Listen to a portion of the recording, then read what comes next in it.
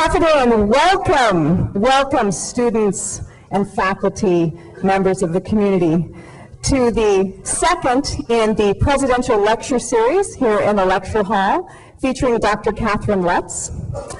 First, let's welcome some very important guests. One of our board members, Andrew LeGlatnia.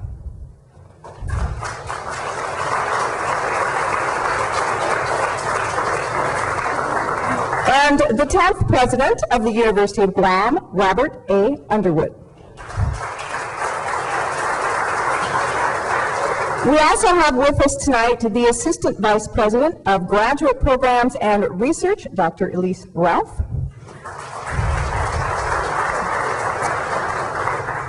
And we also have with us the Honorable Judith T. Wanpat, Speaker of the Guam Legislature.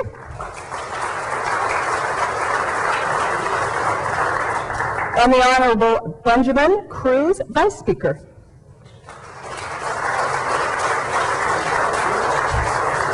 Also joining us this evening is the Honorable Gerson A. Jackson, the Consul General of the Federated States of Micronesia. And the Honorable Robert J. Torres, Chief Justice. Major General Donald J. Goldhorn.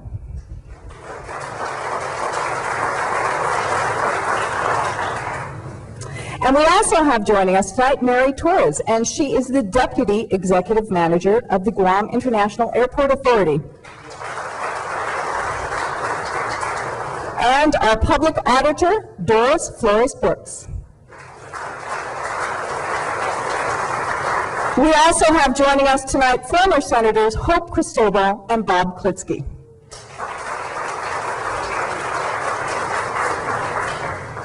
And again, welcome to all of the students, to all of the administrators, to all of the faculty and the community members who are joining us tonight. And of course, Frank Egan. Thank you, Frank.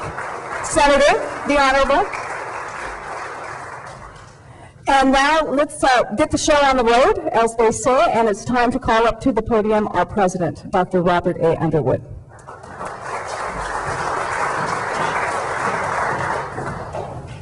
Thank you very much, Kathleen. You know, this is a distinct honor and privilege on my part to try to facilitate these presidential lecture series. As many of you know, the first lecture series we had was by Congressman Ike Skelton, who's chairman of the Armed Services Committee, House Armed Services Committee, and tonight we have, as will be introduced by Dr. John Peterson, Dr. Catherine Lutz of the Watson Institute at Brown University. This lecture series is meant to not only bring a little bit of discussion to important issues of the day, but to highlight and to facilitate discussion at deeper and I believe more meaningful levels. And so it is important that I'm always trying to solicit if someone wants to make a suggestion or two, I'm open to that.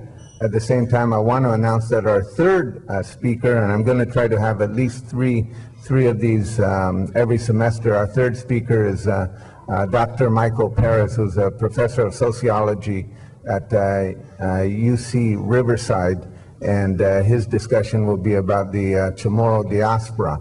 And he's done a significant amount of seminal research on that topic.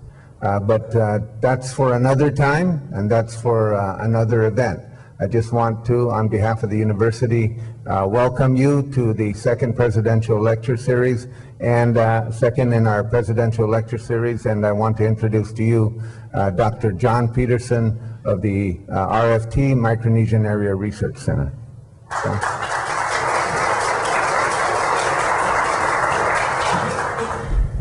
Thank you, President Underwood, distinguished guests, members of the faculty and the administration and the student body. It's a really great pleasure to be able to briefly introduce Dr. Catherine Lutz. She is an old Micronesian hand. Many of you know that, and we had a class last night where she was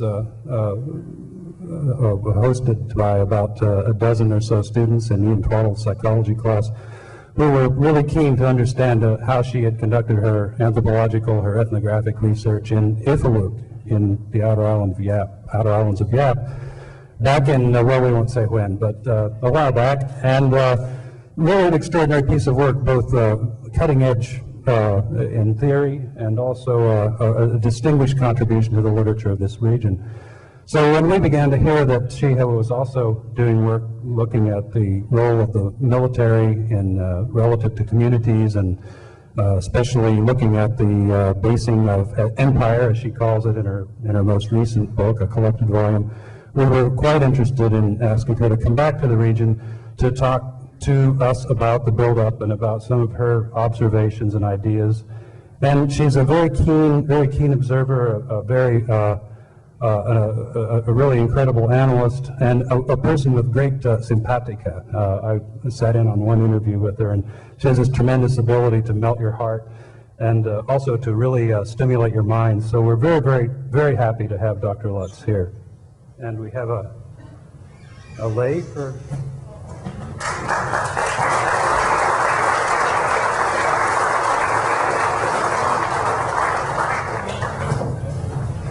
Thank you. Thank you very much, John. That's a really nice invitation or introduction, and it was a wonderful invitation as well. What you said about the heart, I think some of that I learned on Ifaluk.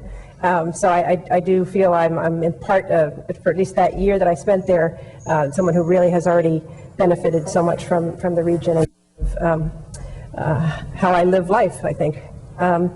And I really am honored to have been invited to give the presidential lecture here. And I'm especially grateful to Robert Underwood and a number of the people who I see here in the room for having helped me to understand the Guam situation over the last several years. I have been here on brief visits, at least, over the last 5 or 6 years, and many people have begun to tutor me about Guam and its situation.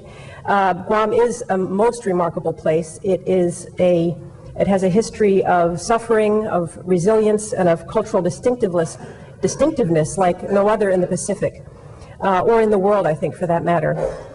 And so I count myself very lucky to have begun to understand just a bit of it. I first came to Guam in 1977, though, if you can believe that, of somebody just fresh out of high school like this. So I'm revealing the year. But that first visit involved a very brief stay over on my way to Ifaluk, and it was part of my graduate training as an anthropologist to do that work.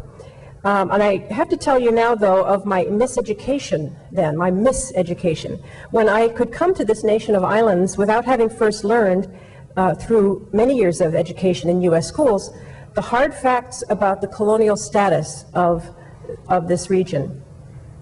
My anthropological training back then focused, as most such programs did, on the beauty of indigenous ideas about such things as kinship systems, healing practices.